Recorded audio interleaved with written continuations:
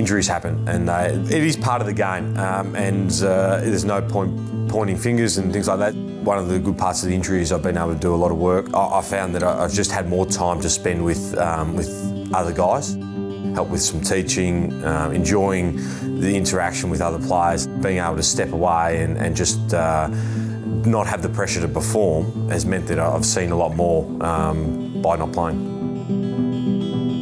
It's been a busy week. Part of the week was the Triple M broadcast, which is every fortnight, breakfast radio, and get to enjoy Mick Malloy, Luke Darcy and Eddie Maguire's company.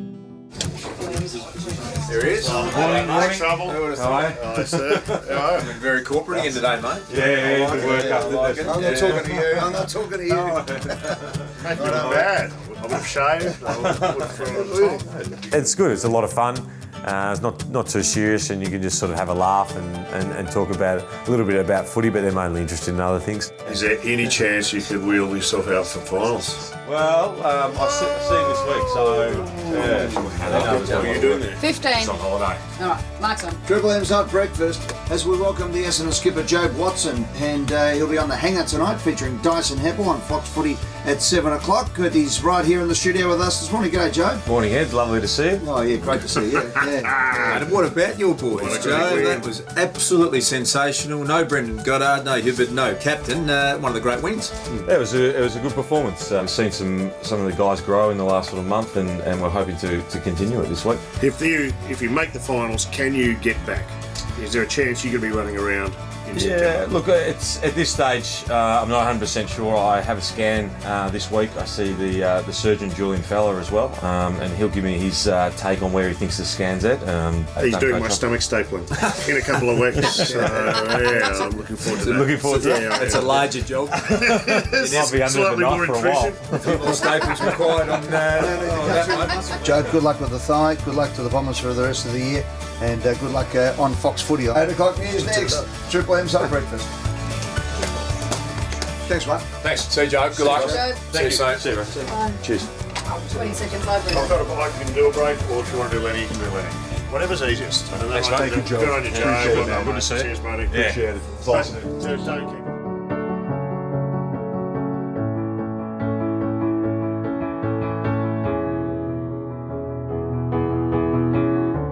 My private life is something that I really treasure, and the public and private nature of being a footballer and having a distinct difference between the two. I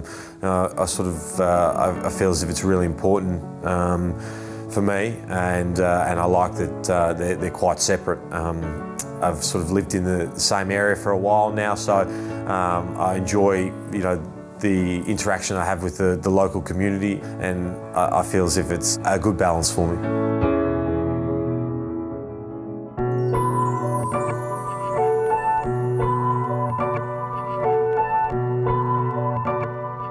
I think players always get told that they've got a plan for life after football and have a balance. I think that when they're young, they should be focusing on football, and if they can study, that's great too. I didn't discover something that I was passionate about until I was 29. In Infolio Property Group, which is where I'm doing my 1 day a week work experience. It's a buyer's advocacy firm, and I'm really enjoying it. It's actually been, given that I've been injured and some of the other things that are going on around sort of the football world, it's a great distraction, something I'm really enjoying.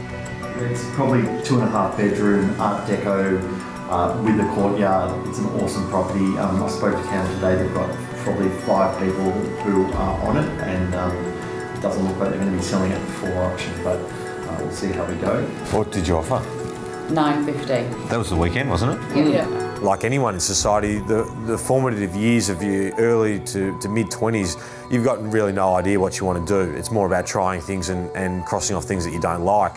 You get to your late 20s, and I think it's important that you can start thinking about something else that you're actually looking forward to rather than just dreading entering your career. That's been something I've been really thankful that I've discovered. It gives me an outlet to be able to think and challenge myself in another area, and something that I'm really looking forward to pursuing post-football.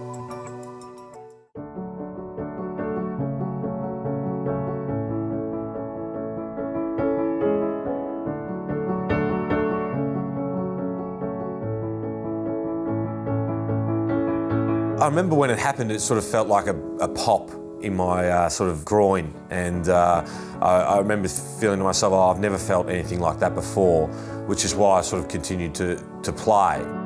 Probably deep down I knew something serious had happened because of the pain that I was in, so it wasn't overly surprising but still disappointing. You sort of initially feel, look, the season's over, and that disappointment and being able to handle that, and then I guess you go into a mode, well, let's get the surgery done as quickly as I can and begin the rehab. Normally it takes like a week or two before you start to feel, okay, well, I'm no longer in pain, I want to start being active and getting this healed as quickly as I can. The idea of hope, I suppose, is when you have a long-term injury and whether or not you're going to get back in season or out of season, it's a fine line, but that hope drives you to get yourself back, to be strong and to be fit. And that was the mindset that I had with the physios. The fitness staff was prepare me to play as if I'm playing straight up into an AFL final.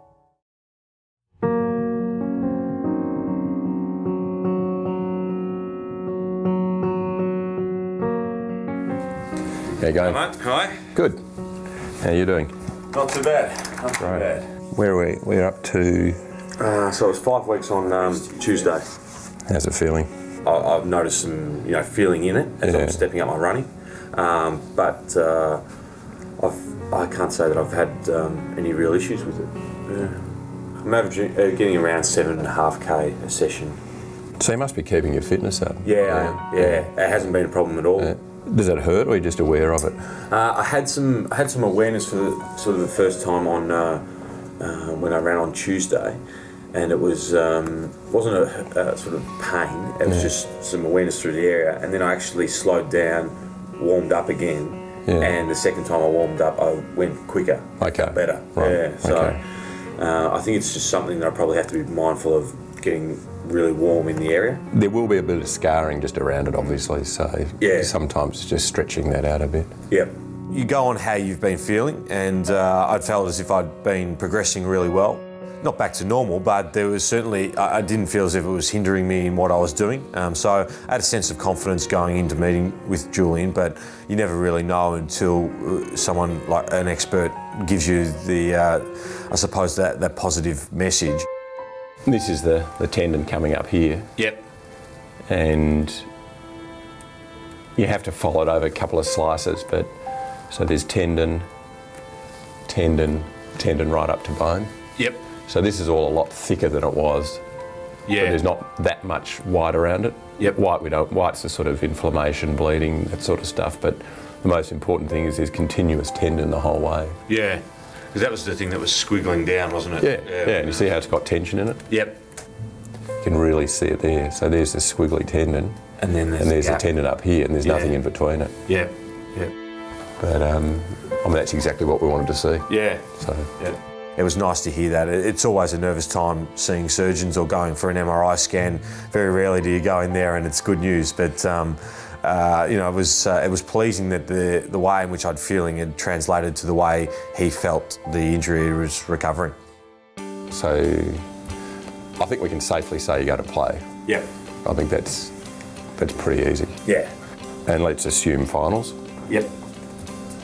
So from a fitness point of view, you feel fit? Yeah. Like if you were fine and you could kick and all that sort of stuff, could you play just on your current fitness level or not? It'd be pretty close. Yeah. A week away sort of thing? If that. Have you had a kick at all? No. That'd been not even a secret kick? No. Well, I mean, I guess you go and start having a kick. Yeah. And you'll find out soon enough whether it's sore or not. Yeah. But I'd be pretty happy for that to start straight away, really. So 4 weeks from now. 9-week period, yeah. Which is what we sort of hoped for. Yeah.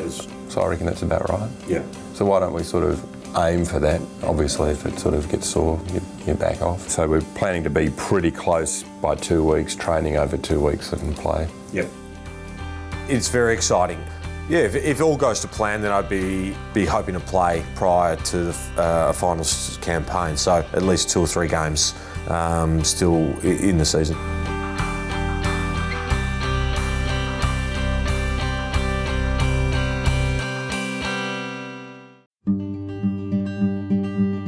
Well, I think it's important that not only the Essendon Football Club but all of the AFL recognise how important multiculturalism is, and I think that with the initiative of this round, everyone's starting to see that. I mean, you look at the figures and the stats about the new Australians and how many are coming into the country every year. I think if you want to grow the game, if the football club wants to grow itself, then it has to engage with these with the people from multicultural backgrounds.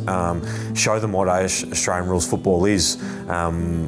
Show them why people are so passionate about it, why it's such a great game, so unique, so that they feel like they're part of it. They feel like they're part of Australian culture, and they start to enjoy and love Australian rules football. G'day, how are you? Guy, how you going? Good, good. So what we're going to do is real straight get you to basically say, what was it? Sat Sri Akal, Salam, Namaste. Sat Sri Akal, Salam, Namaste. Yeah, that's excellent. Perfect. Okay. Perfect. And I think it's better if you say Hindi Punjabi. Hindi Punjabi. That's Punjabi. Hindi Punjabi. Punjabi. Yeah. That's right. Hindi Punjabi. To celebrate Multicultural Round, I'll be commentating the Bulldogs Bombers game live and exclusive on Fox Footy in fluent Hindi and Punjabi. Sat Sri Akal, Salam, Namaste.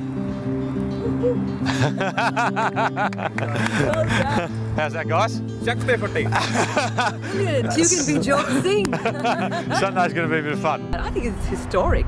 Hearing footy commentary in Punjabi, in Hindi, in languages like that, then itself is amazing. It's getting a lot of coverage and things, which is good. And it it should. Because I think we have these waves of migration, and it's so good to be able to involve. Yeah, especially it's such footy's a huge culture in Melbourne, especially in Victoria. So it just makes makes so much sense to involve as many people as you can in it. I can tell you, had this happened 15 years earlier, maybe my boys would have played. Mum said, "No, I only understand cricket. I can't play footy."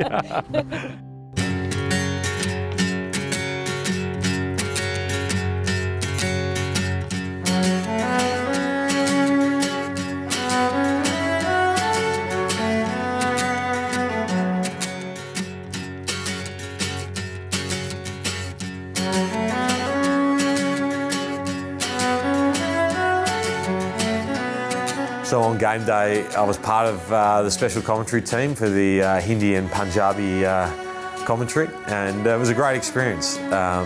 It was obviously I don't speak any of it myself, but you can see that if you want to engage,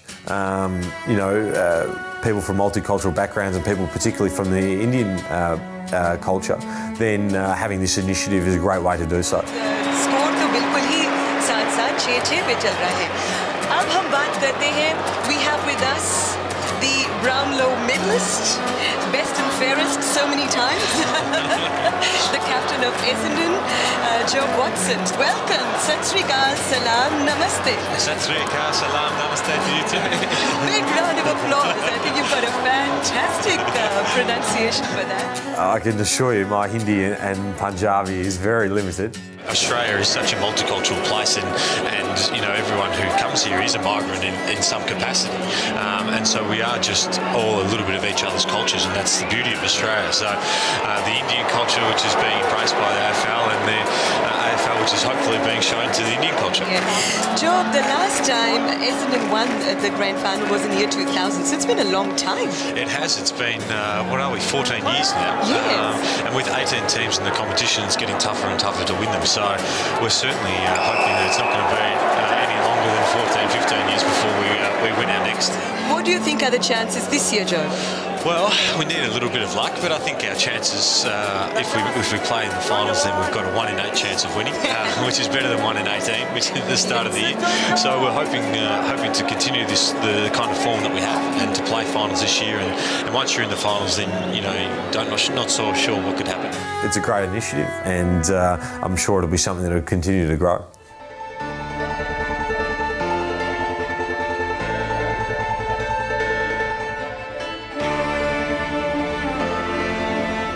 There's a lot of times in a week of being an AFL footballer where there's enjoyment. The most enjoyable part is definitely the feeling after a win. It's a unique part of the game. I think the part of it that you most reminds you most about when you were playing as a youngster. And the purity of just winning a game of football and doing that with your teammates. And it's a very short period of time because you're always constantly moving and looking forward and worrying about what's happening next week. That's something that doesn't last for very long, but when you have it, it's a really important part.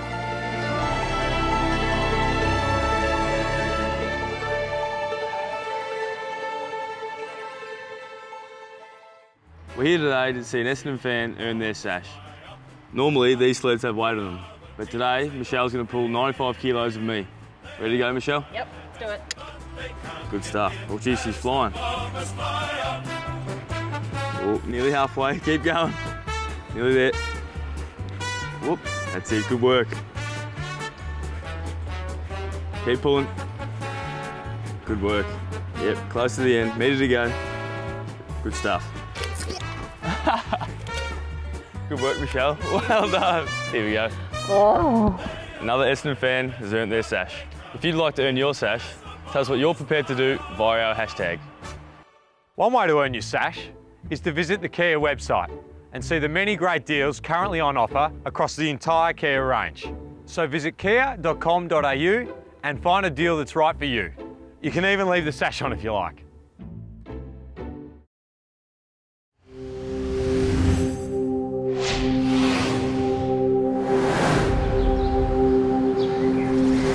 My name is Mark McVeigh, and I strive to give the Bombers a lifetime of value throughout my 232-game career.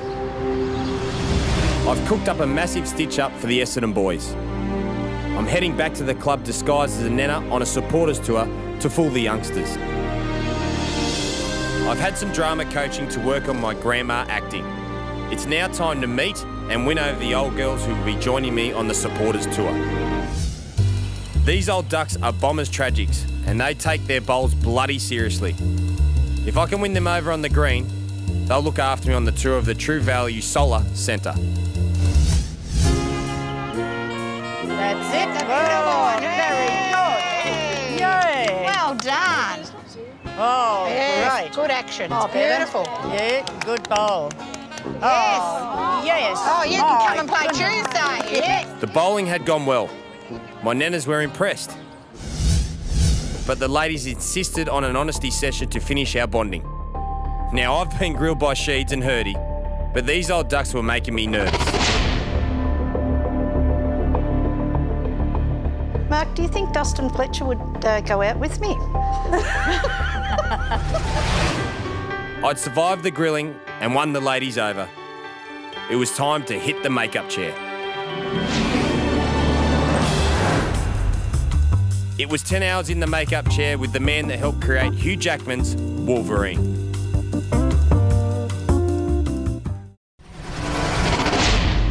And the results were spectacular. I was a bona fide nenner, quite an ugly one, but a nenner all the same. It was time to test out my disguise in a place where I'd normally be recognised, the shops down from Windy Hill.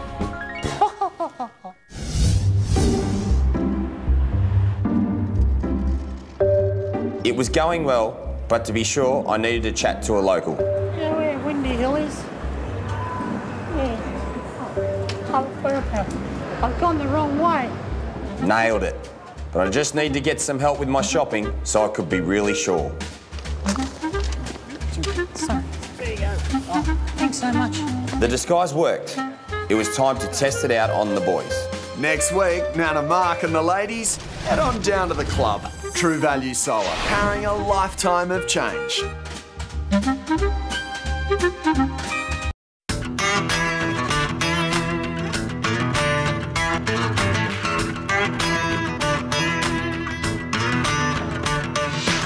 This is my first sash, the number 39. I wore this in 2007, round 20 against Carlton. It was in my second season at Essendon. I was on the rookie list, and I got the call up on a Thursday afternoon that I was going to play my first game for Essendon. So being an Essendon supporter, I was rapt, you know, couldn't have been happier, and all the hard work I'd done for the couple of seasons I'd been at Essendon were about to pay off, and yeah, it was going to be a good game against Carlton, so I was pretty pumped. I grew up barracking for Essendon, so growing up, they won the most premierships, have a lot of good heritage and history, and you're a part of something special when you play here, and that's something that we're trying to build. Us current day players is trying to keep on that tradition and the heritage, and work hard for that 17th premiership.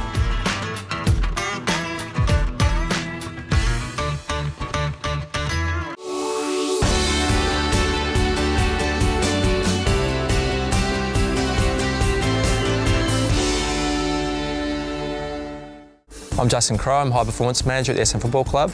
Today, for everybody, every day, sponsored by your Cult, I want to take you through some basic recovery techniques using a foam roller that anybody at home could use to help themselves recover from a hard training session the day before. So sometimes after a game or training, you'll find that you'll get tight muscles or tight areas through your body. A foam roller is a really nice way that you can actually address those yourself and give yourself some massage using the roller and actually lengthen out and help those muscles recover for your next session.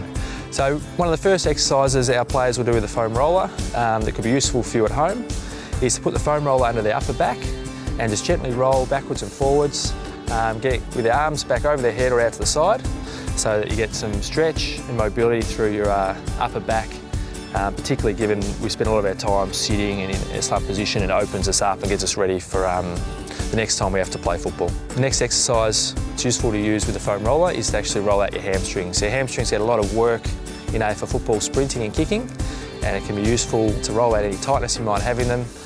I'd recommend you normally roll out in between 2 to 5 minutes worth, just to make sure you get a really good massage and stretch through that hamstring. So another exercise which is useful to help players get ready for their next game, particularly after wearing boots, is to roll out through their feet. Take your shoes and socks off and use something for balance, like a wall, and then the player will roll out again for something like 2 to 5 minutes to really roll out and lengthen their arches in their feet to make sure they're ready and stretched out for their next game or training. This is the sort of thing that you can actually do every day, particularly towards the end of the day, and work through those areas that you're tight.